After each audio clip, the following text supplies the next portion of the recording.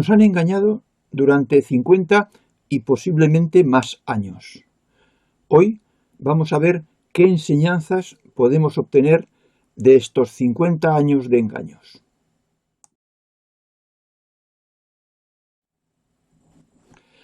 Que algo estaba cambiando, yo diría que lo hemos visto todos.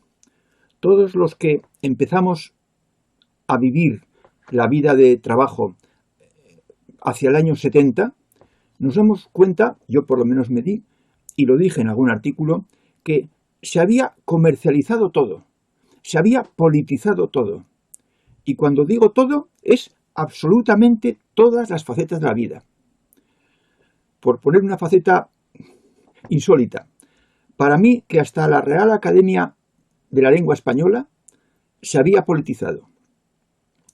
Se pretendía ganarle el puesto al inglés, porque éramos más, como si la cantidad de los hispanoparlantes pudiera suplir la calidad horrible de nuestros últimos 100 años. Se había politizado la judicatura, los jueces, y últimamente hemos oído o visto practicar la máxima de que lo que elegimos nosotros cuando teníamos mayoría absoluta, que eso permanezca. No queremos renovar nada. Es decir, se ha perdido la ética, se ha perdido la vergüenza. Solo funciona la cara dura. La política de los hechos consumados. Las listas cerradas y bloqueadas. Vimos hace mucho tiempo, muchas personas, que eso era un tremendo error. Podía haber sido una cosa aceptable en los primeros tiempos, con la sopa de letras. Pero posteriormente, con el bipartidismo, eso anulaba la representación popular en el Congreso y en el Senado. Bastaría que al Congreso fueran los líderes de los partidos que hay, con una baraja de cartas cada uno, con tantas cartas como diputados o congresistas tenían, y que jugaran a las cartas en una sala. Y la mitad más una de cartas decidía las leyes, los presupuestos y lo decidía todo. Sobraban todos los diputados, menos los 10 líderes, y el Senado sobraba casi por completo, porque a fin es un cementerio de elefantes, un premio de consolación para el que ya está muy gastado en el Congreso. Y sobraban y sobran las sillas giratorias.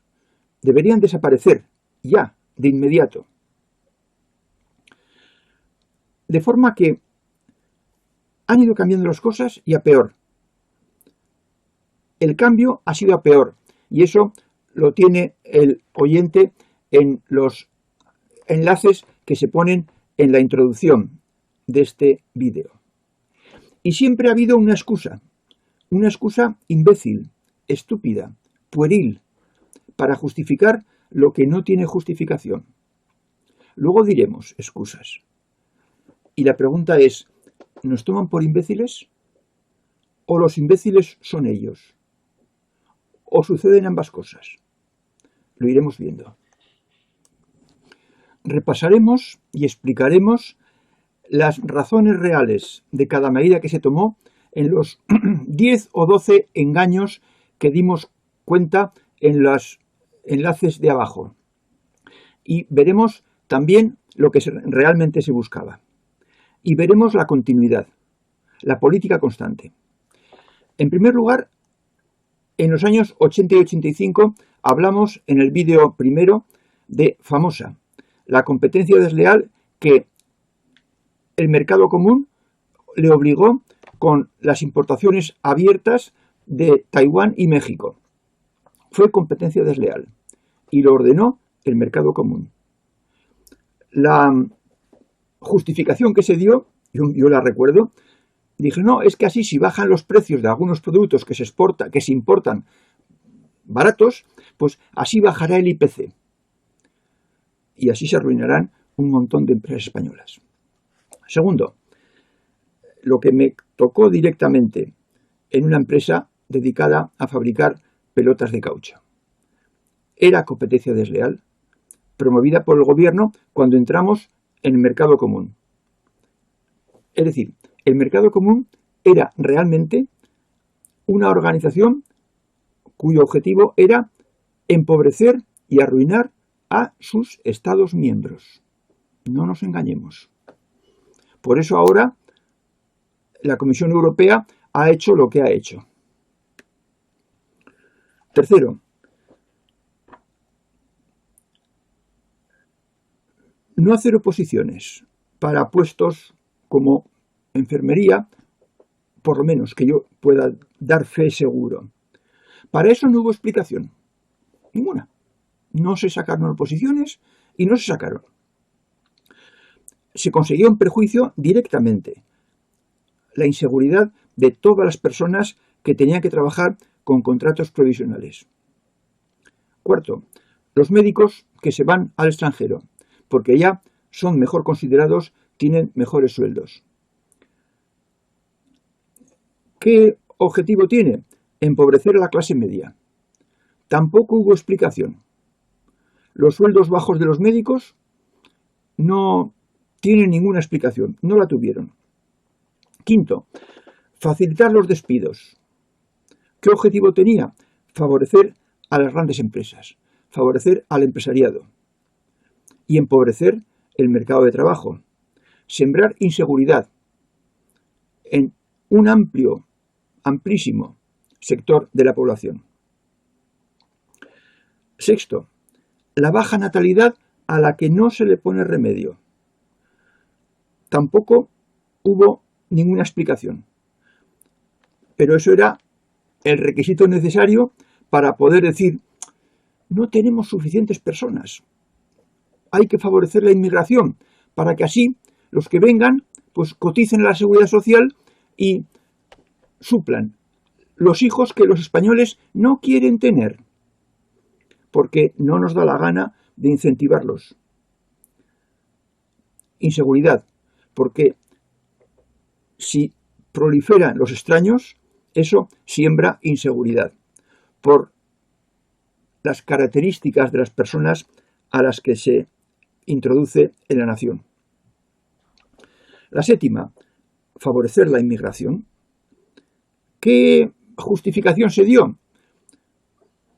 Europa ha sido siempre acogedora, nos decían los políticos, como una causa ética, casi espiritual.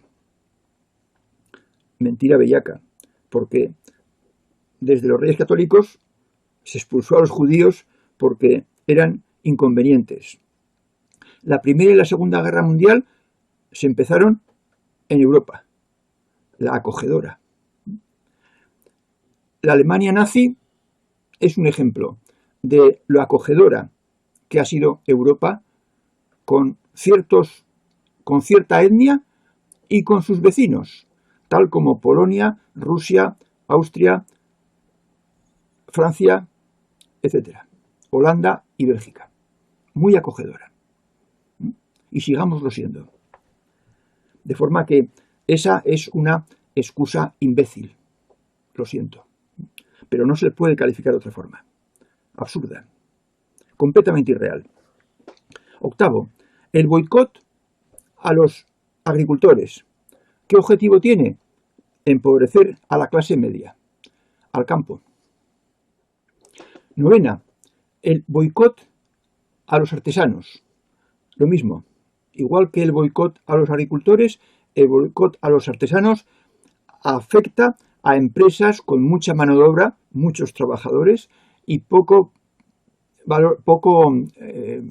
cualificación tecnológica. Es decir, no las grandes empresas, las pequeñas, donde trabaja un porcentaje altísimo, mayoritario de la población. Empobreciéndolos es el objetivo. Décimo, campaña contra la hostelería, que se ha visto evidenciada en estos últimos meses. Objetivo, empobrecer a la clase media. Justificación, hay una crisis sanitaria terrible que se está llevando a los mejores de entre los nuestros. sin comentarios. Es decir, hay otra todavía que queda. La congelación de pensiones que se dio en años pasados, cuando gobernaba cierto partido. Objetivo, empobrecer a los mayores. Empobrecer a los que han trabajado toda su vida y solo tienen su pensión para poder subsistir. Y con la falsa pandemia se añaden nuevos componentes de control, de empobrecimiento, de ruina. Se añaden las mascarillas. ¿Qué es la mascarilla? La mascarilla es un termómetro, amigo oyente. Es como si el médico jefe de la nación dijera: el patógeno es alérgico al color rojo, de forma que para protegerse de él lleven todos los españoles un gorro rojo encima de la cabeza. El que lleve el gorro rojo, el patógeno no le atacará, porque es alérgico al rojo. Y todos con gorro rojo. ¿Qué ocurre? Pues que desde un helicóptero se ve la mancha de globos de gorros rojos y se ve cuánta gente se cree el bulo del patógeno. Es un termómetro. No hace nada, no sirve nada. Eché las cuentas y me parece que eran 200 patógenos juntos, uno al lado de otro, pasaban por el agujero de cualquier mascarilla. El confinamiento de las provincias, que trae como consecuencia no ver a la familia que está afuera en otra provincia. Es una restricción más, un empobrecimiento, una reducción de libertades. El confinamiento domiciliario, y ya no puedes ver a nadie. Es decir, casi es una cárcel. Y tu celda es tu propio domicilio, de donde solo puede salir una persona al día a hacer las compras fundamentales. A la tienda, al banco y a la farmacia. Y al centro de sanitario, si te sientes mal. Es decir, todas estas medidas, aceleradas en los últimos meses, no han sido fortuitas, han sido premeditadas. Y se han hecho evidentes ahora. ¿Por qué? Porque se ha acelerado el proceso. Y esa aceleración, esas nuevas medidas cada vez más dañinas, cada vez más perjudiciales, cada vez más odiosas, nos han hecho reflexionar a todos.